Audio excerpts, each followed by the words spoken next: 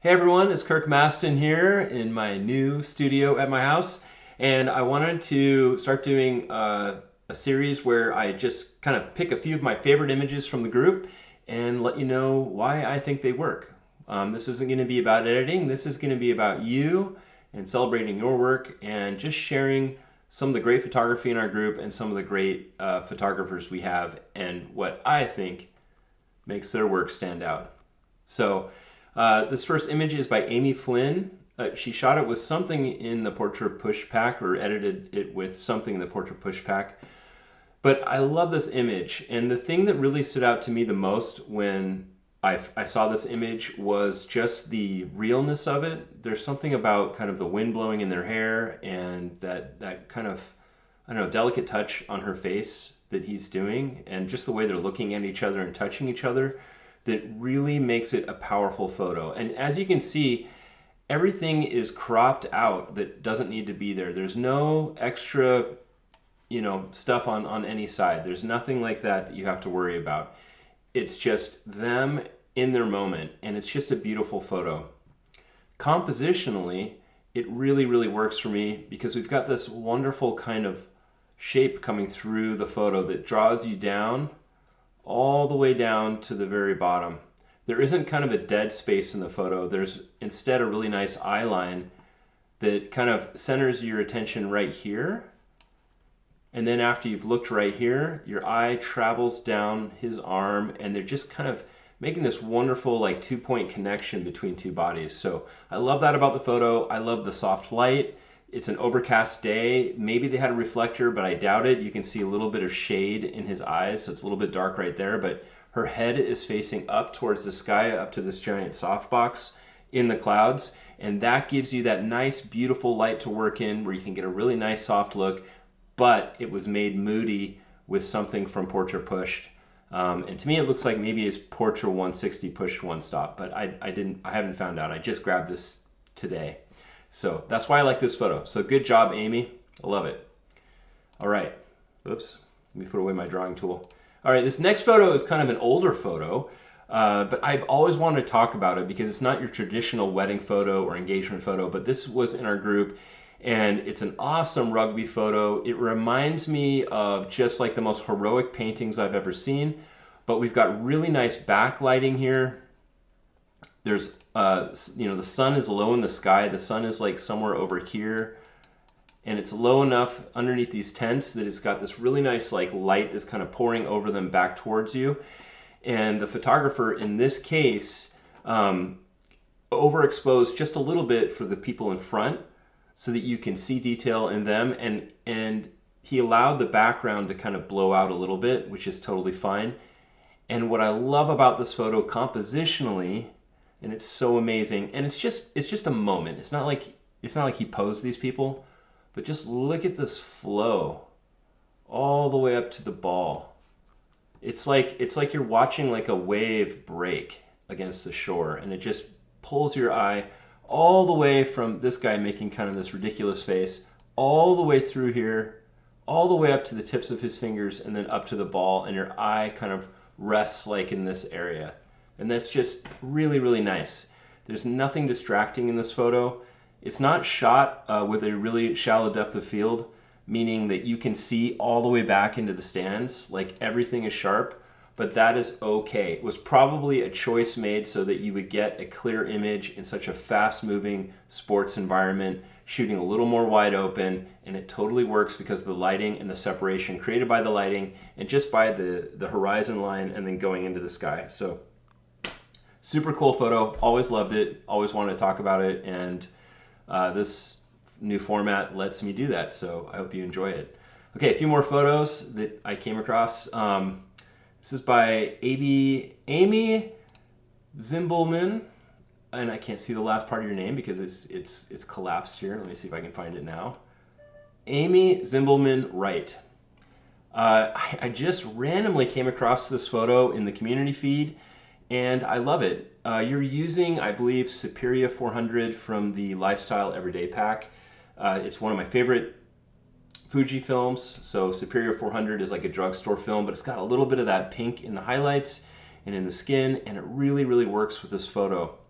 if you're looking at this photo and you're wondering, how do I get a light and airy look?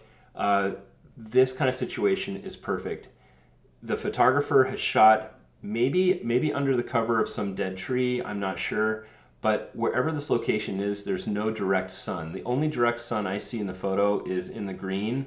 Let me get my drawing tool here. Is in the, oh, come on. Is in the green over, oh, come on. There we go. I'll learn this, I promise. Okay, is in the green over here. There's some direct sun. It's totally blown out. There's some direct sun way back here, but who cares? And this is blown out, but it doesn't matter. Their skin tone, all of these people are in a really good location. You can really see them well. It's super flattering because it's diffused light. This person is shooting into the sun. The sun is probably, oh, obviously the sun is right here. You can almost see it. It's probably just right out of frame. You got a little bit of a lens flare because of that, but big whoop, it's not over them. That's what matters. And it's just a really nice, soft image. The colors look great. Superior 400 has kind of red undertones, which works really good with their skin tone. So it's not creating any kind of yellowishness or orangeness. That red really works well with their skin. They look great. They look natural. And again, compositionally, it's something about all these photos. But look at this. We got another swoop. Look at this. All the way up, you see him and you see them. Like, this photo takes you through every person's expression. It's a great photo. So I wanted to feature this as well. If this was my photo personally, I would only maybe make one change. I'd probably lop it off like right here and like right there and make it like 5'4" and make it not so tall. I really don't like images in this aspect ratio vertically, because your eye just has way too much space up here to get lost, and no one cares about up here. All the action is right here. So a nice tight crop would be good. Maybe even a square. A square would be super nice. That would be just like the classic, like, beautiful Hasselblad square photo, or as people like to call it these days, Instagram. Yes, Instagram ruined the square photo, but whatever. It's a great photo. Okay, moving on. In Kirk's photo picks of the week, Dustin Baker. Dude, this is again just fantastic for so many reasons. I believe that this was shot, or I believe this was edited with Superior 400. I'm not quite sure. All I could see in your post is that it's from the Lifestyle Everyday Pack, I believe. I could be totally wrong. I think it is. Anyway, who cares? It doesn't matter. The thing is the photo is beautiful. You're shooting in hard light, which a lot of people don't do. Unfortunately, I think hard light is beautiful. Hard light is hard light. Like, you can see there is high contrast here. This photographer is not trying to get everything to show up perfectly. This photographer is like leaning into those shadows, and you get this really dramatic look. And I really hope that more people start shooting in hard light. Once you understand it, you have to master it, make it your own. I lived in the desert for many years down in Flagstaff, and you had to learn how to use hard light because all the light was extreme like this. So great job on using the light. Now, can we just talk about composition again? This is fantastic. It's just an X. I mean, wrong tool. It's just an X that goes all the way through here, which is awesome. And where does that X take you? It takes you like right to her. It takes you right into the center of interest. It's fantastic. And then, I don't know if this was on purpose or what, maybe you had her flip her dress up, but you're kind of forming the bottom half of the X with her dress, and this little bit of motion with her hand and with what's happening over here just is like the icing on the cake for me, or the cherry on top. Her looking down is really great, and that's like reinforced by her hand, and that's reinforced by her dress, and that's reinforced by this big old line. There's just a lot of movement in this photo that's really, really striking, and I could see this, like, I don't know, if you turned it black and white, it could be on the cover of Vogue magazine or something. But anyway, loved it, wanted to share it. All right, got three more images here, and then I'm out. I want these to be shorter. All right, so this is by I'm sorry, I cannot pronounce your name, I don't think. Maybe I'll do my best, but it's Grisayak Kogut. Grisayak, you're a fantastic photographer. I don't know where you appeared out of. I think you're new to the group. But man, you're just like the moodiest person ever. I love this photo. It's fantastic. It makes me think of Pulp Fiction, like the cover to Pulp Fiction, or the movie. The lighting is amazing. You're using this like table light, but you've got this really warm light off to the side. It makes me think maybe it's like Los Angeles and the sun's going down and you've got this really warm light coming in from the side, but I'm guessing that you gelled a light and put it off to the side to get kind of that, to control the mixed lighting in a way that you like. I'm just totally guessing here, but I love it. I love the color in it. I love that you're taking chances with more complicated compositions and layering. You've got part of the record player right here. I don't know if you can notice it. I have a record player. I love records. I collect records. There's a record player. You're actually kind of ducking a little bit behind it to get her hands under it, and I love that detail. So many people would just take this out of here so that you had a clear view of her hands, and instead you kind of nestle her in to a third level of depth. So we've got background back here, right, out of focus, whatever. We got her, who's in focus. She's in the middle depth, and then we've got this close-up record player that's also out of focus at the closest depth to the viewer. So you've placed your subject in kind of this mid-depth slot, and that's really smart. It looks really professional. Looks super good. And bonus, I just love the green of this telephone. I doubt that was intentional, but something about the green and this red and the yellow and everything here is just fantastic. So great job on that photo. And that was edited with Superior 400. Man, Superior 400, the Lifestyle Everyday Pack, hidden gem. I see mostly Ektar in the group. I love Ektar. I mean, a great look. It's very colorful. But if you're looking for something else that's kind of like flying under the radar, that's really versatile and amazing, Superior 400 from the Lifestyle Everyday Pack is really good. I just see it popping up in all these photos, and it looks great. All right, next up we got Olivia Danielle Long, and this photo just blows me away. I mean, I'm not a nature photo guy at all. I love nature, I love being out in nature, I love animals. I go fly fishing all the time. I'm always outside, but I never am really into nature photos. I don't know why. Maybe it's because I love people too much, like portraits. But this is just amazing. The color is perfect. It looks like it could be a painting.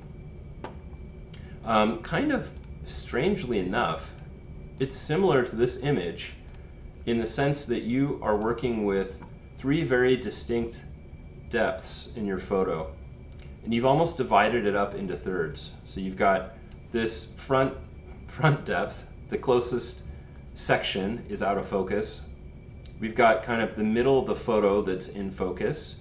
That's your subjects. And then you've got this beautiful, slightly out of focus, it looks like a painting, big Montana sky, and it's amazing. And it just couldn't be more professional. I mean, one small thing, like if I'm looking for like one thing that could maybe be slightly nicer, but not important, like 1% important, is if there was some separation right here between this horse and this tail, like they're intersecting, and intersections can sometimes, complicate an otherwise perfect photo, but it's not a big deal. That does not matter at all. I'm actually just trying to find something that isn't like perfect about this photo. We've got like late afternoon sun. It's setting over here somewhere because I can see the light hitting the front of the horse here and here and here. And the reason this lighting is so beautiful is two reasons. One is the sun is really low in the sky. It's down here. It's not the way the hell up here casting nuclear fire down on these horses and making it way too bright. It's down low. Low is good for this kind of lighting. Secondly, this has classic storm light. It's my favorite kind of lighting there is. That's when you've got low warm light, okay, like down here, and you've got a stormy, dark sky. It looks like a Renaissance painting, basically. So, nailed it. Great photo, and I don't know, I just wanted to share it with the group because sometimes some of these photos go under the radar, and I don't want them to go under the radar because I love this stuff. Okay, next up is a twofer. It's 2 images. The reason I picked 2 is because it's more about the vibe of the whole set that I really liked. But Stefano Degas did these interior photos, so like, architecture, interior. I don't see this too often in the group, but we're big fans of this kind of photography. It's very modern. It's actually very perfect for a lot of magazine type of work where you want to see all of the details, so you have to be very careful how everything is arranged and composed. And yeah, it's a super busy photo, but the colors, the layering, keeping all of your lines straight, and then editing in such a way that you've got a little bit of mood, but you can see all the details, makes this photo really work for me. And this was edited with Fuji pushed. So Fuji 400H pushed either 1-stop or 2. I think it's the 1-stop inside of the Fuji push pack, and it's a very interesting use for that film. I haven't seen it used that way much before. It's usually used on, I don't know, like fantastical engagement, dreamy photos, but man, it looks good in here. The softness really works with this kind of photo. And I grabbed another of his photos to show you the consistency here. And there's a lot of power in that, like how the greens and the blues and the cream and the rose colors are very consistent. Like look at the lampshade here and then here. Well, there's no lampshade, just the side of the building, but it's just a really nice set of images. So great job. You really kept your verticals vertical and everything else, and I think that makes it powerful. And it's not easy to pull off photos like this. All right, and last photo from my little grab bag of photos that I feel may have gone under the radar or ones that I just really love is by Tess Harvey, and this was edited with Ektar from the Adventure Everyday pack. And the many reasons I love this photo is, one, the expression here, wrong tool. The expression here is just it's so sublime. It's so relaxed. Her eyes look really nice. Like sometimes people have really surprised deer in the headlight eyes or whatever, especially doing, boudoir photos in particular, you have to preserve that mood. And she is just got the best expression. I like the angles in this photo, kind of these double arms, kind of drawing you into her face, just kind of into the center of the photo. It's sexy and it's sophisticated. It's just a nice photo, and it's unusual a bit for boudoir because it's not super dark and moody. And I like that. I like that there's some versatility here in people finding ways to do boudoir that's light and airy or colorful and vibrant. I don't know, but just not dark and moody necessarily, although I love that. But this was just really nice, so I wanted to share it with you all. This was edited with Ektar. Again, kind of an unusual choice for boudoir, but it really works. And I think she used the orange reduction tool to kind of mellow out the skin tones a little bit, but I like it. Oh, one last thing that I like about this photo a lot, and it's something I learned from movies, and that is a lot of really good movies, especially ones shot on film, they try to stick to a 2-color palette. So, I don't know. A terrible example would be any Transformers movie, it's teal and orange, right? But even and that wasn't shot on film. The Dark Knight was, though. But if you look at something like The Dark Knight, for example, almost every scene has 2 primary colors, and that is just, for some reason, very aesthetically pleasing in movies, and I like when it's done in still photography as well. And in this case, we've got kind of a two palette color of white and I don't know what you would call this color. I don't know, kind of peachy orange, and it's just basically white and peachy orange, and it's just powerful. I love it. So there you go. Lots of good stuff. And yeah, I hope you enjoy this video, and I'll be doing more soon. All right, take care.